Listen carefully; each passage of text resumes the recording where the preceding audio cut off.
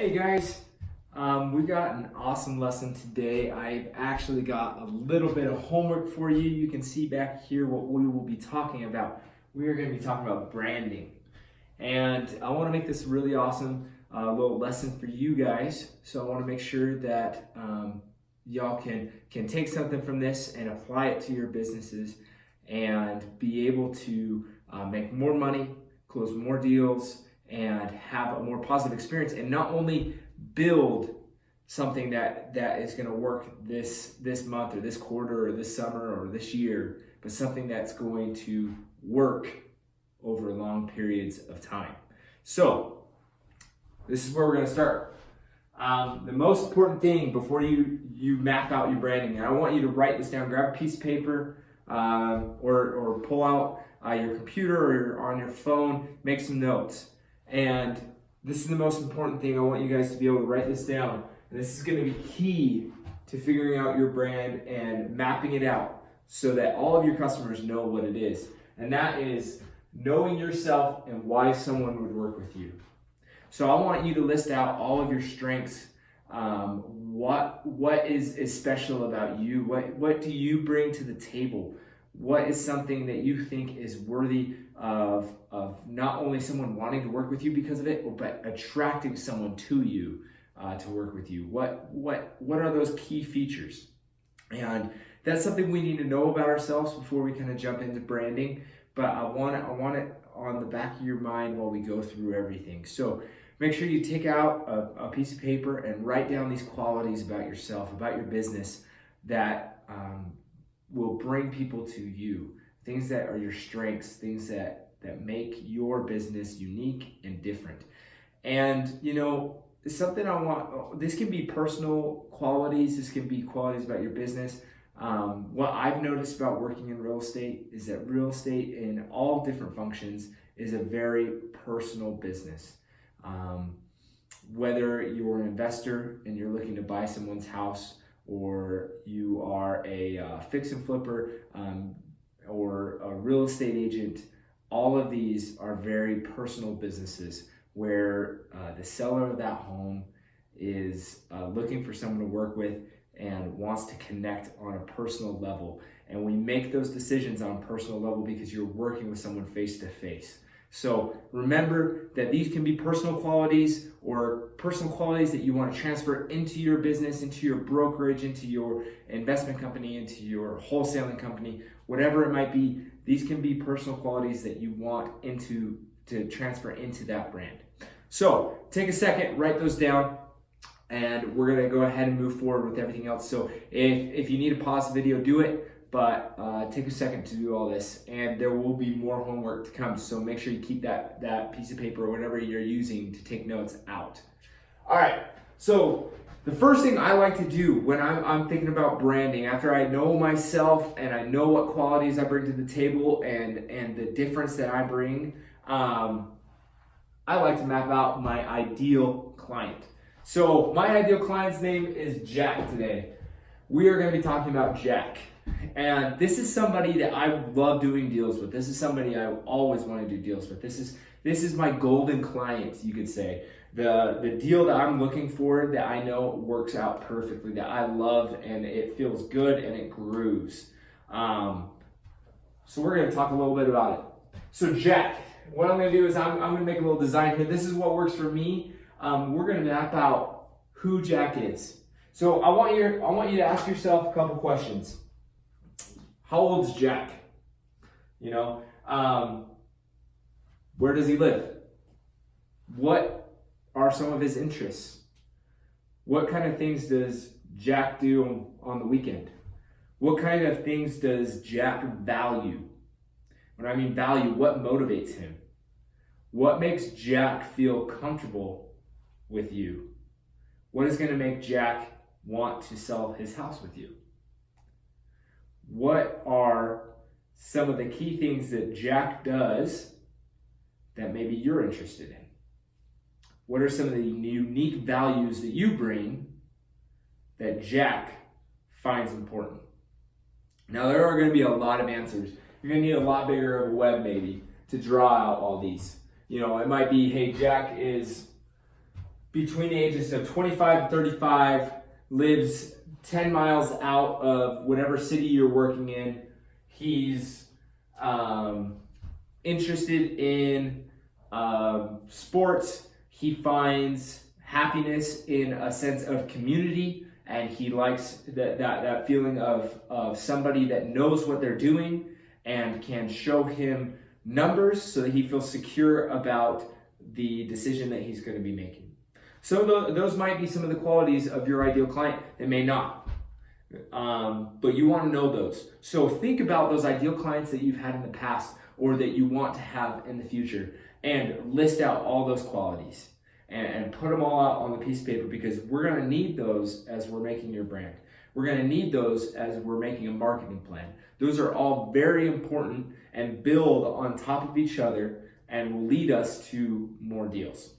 So once you have Jack mapped out, all of his qualities that you think are important, that you can key on, that make up your ideal client, we're going to talk about the customer journey. So we're going to come over here to the customer journey.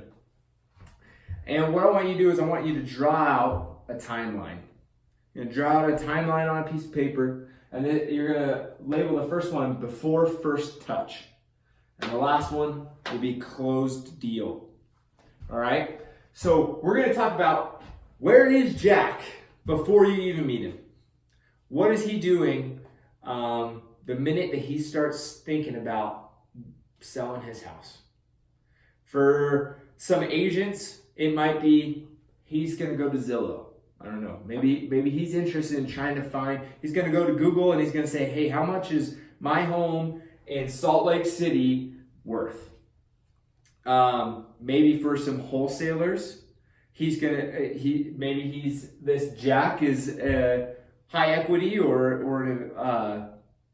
a landlord, and he's going to say, how can I sell my house while keeping my tenants in it? I don't know. There might be some questions that you have to think there. So think about it. What's that first touch? Before the first touch, where is he? What is he going to do that is going to lead you to, or lead him to you? So where is he before you've even talked to him? Where is he before he's even seen one of your ads? Maybe he's on Facebook watching videos. It could be that. It could be that he's Googling for options for you. So we're going to lead these down, and you're going to walk step by step until you meet, all right, this is the first time that I interact with Jack. It's over a PPC ad. Maybe it's over a Google ad. Maybe it's on my website. Maybe it's through some of my friends who have referred Jack to me. Where is that? That's going to determine where you should put some more time and focus on your marketing plan and push your brand to, so that your brand is ready and it attracts Jack in the moment that he has his first touch with you. So I want you guys to walk yourself through this. I want you to put down a couple of steps of where Jack is before you ever contact him, where it will be that your first contact is at. From that first contact, what does it lead to? What's the goal? So if it's first time that he contacts you is he sees a Facebook video of you talking about prices in the area or how easy it is to sell your house these days, and that captures him in a Facebook group, and then you're able to retarget him, and he goes to your website, he fills out a form. From your website, you give him a call, you talk to Jack, you go to his house, you meet him, and then from meeting him, you present the options that he has to sell his house, or whatever he needs to do to get ready to do that, and then you close the deal. So I want you guys to map that out. What does that look like with your ideal client? What has it looked like in the past with your ideal client? And where does your brand play its role? In the first touch, what is that thing that makes Jack say, hey, I should watch this video, or hey, I should go to this website? Because that is the most important part. What do you offer that will attract Jack? Is it because there is a sense of community that makes Jack feel secure? He knows other people that have worked with you, or he sees that you're really heavily involved in the city and you go to different city meetings and you are the digital mayor a term that I heard Trevor over at Carrot talk about. A digital mayor of the area, that you know everything that's going on, that you are able to connect people, that you are able to, you know the prices because you know the area so well, and that everybody kind of knows that you are that, per se, digital mayor of the area. Is that what makes him feel secure? Is that what's going to attract him to do business with you? Is that what's going to be that first touch that says, hey, you should pay attention to this person? So think about that.